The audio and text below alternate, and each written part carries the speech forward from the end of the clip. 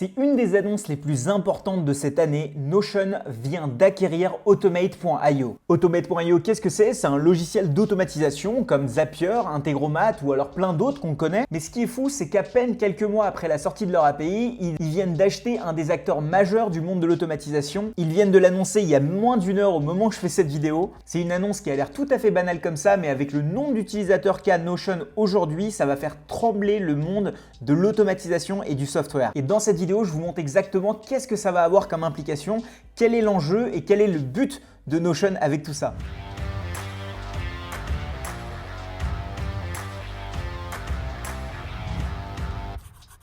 Alors déjà pour commencer, qu'est-ce que ça veut dire ce rachat? À quoi bon acheter quelque chose alors qu'on a déjà Zapier, Integromat et même Automate qui faisaient déjà des intégrations avec Notion? En effet, Automate.io c'est juste un outil de plus. Certes, c'est un des premiers outils qui a fait les intégrations de Notion quand l'API de Notion est sortie. Mais est-ce que rien que ça c'est suffisant pour les racheter? Pour rappel, on attendait depuis très longtemps la sortie de cette API de Notion qui s'est fait beaucoup attendre. Mais au final, on l'a eu en mai dernier et ça nous a permis de gagner énormément en automatisation. On peut maintenant faire des workflows du genre, dès qu'un email arrive, il arrive dans Notion. Dès qu'on ajoute une to-do dans Todoist, elle va dans Notion. Dès qu'on modifie quelque chose dans Notion, eh bien on peut avoir cette information un peu n'importe où. Bref, cette API a vraiment tout changé. Évidemment, tout ça a été possible avec des logiciels comme Zapier, Integromat, Automate. Mais maintenant, on peut se poser la question du pourquoi en fait ils ont acheté Automate.io. Eh bien en fait, il y a le CEO de Notion qui est Ivan Zhao qui nous explique qu'aujourd'hui, une organisation moyenne utilise environ 88 outils. Et c'est vrai que même s'ils veulent faire en sorte que Notion soit l'outil central pour gérer tout ce qui est CRM, calendrier de contenu, pipeline, base de données de contact, mais ce n'est pas quelque chose qui va se faire du jour au lendemain. Il y a toujours des dizaines et des dizaines d'applications qu'on utilise tous dans notre entreprise. Il n'a pas sorti ce chiffre de n'importe où, il s'est basé sur cette étude de Hotka qui dit que selon l'industrie dans laquelle on est,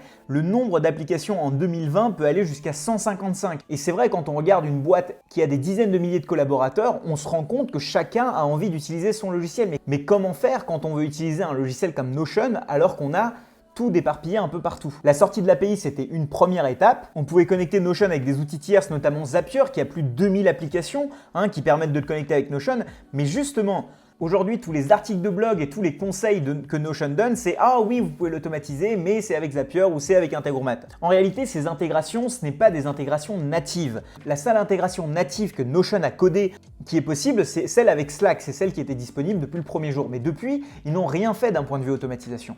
Et la raison pour laquelle ils n'ont pas fait ça, c'est qu'en fait, en interne, faire une intégration avec un logiciel tiers, c'est très lourd, c'est très compliqué. Et du coup, faire une intégration native, ça prend énormément de ressources. C'est pourquoi jusqu'aujourd'hui, ils se sont concentrés sur Zapier, Integromat, Automate.io. Et du coup, ils passaient absolument par un third party, donc une app tierce, pour pouvoir se connecter au monde externe. Mais après le rachat de Automate.io, ce qui va être intéressant, c'est qu'ils vont pouvoir intégrer le engine, donc le moteur qui est dans Automate.io pour pouvoir construire leur propre intégration et au final être indépendant de Zapier, Integromat. Alors même s'il dit qu'ils vont continuer à travailler avec Zapier, Integromat et IFTT et tous les autres logiciels qui existent, la réalité c'est qu'au long terme ça va leur faire du mal quand même. Donc évidemment il va y avoir du temps, le temps qu'ils intègrent le moteur de Automate.io, mais dans les prochains mois on va voir naître des intégrations natives, c'est-à-dire directement depuis Notion, qui vont nous permettre d'automatiser Notion sans passer par une app tierce à la IFTTT ou encore Zapier. Et la cerise sur le gâteau, le truc totalement fou et inattendu, c'est qu'ils viennent d'ouvrir leur 5e bureau en Inde, là où je suis en ce moment, à Hyderabad, qui est pas très loin de chez moi. Donc je pense que je vais aller dire bonjour aux équipes d'Automate.io. Mais là je vous laisse avec cette vidéo que j'avais sortie au moment de la sortie de l'API de Notion. Vous allez voir, j'étais à peu près dans le même état d'esprit, je sortais la vidéo quelques heures après la sortie de l'API et c'était à l'époque aussi une révolution. Ça vous permettra de mieux comprendre pourquoi j'ai fait cette vidéo.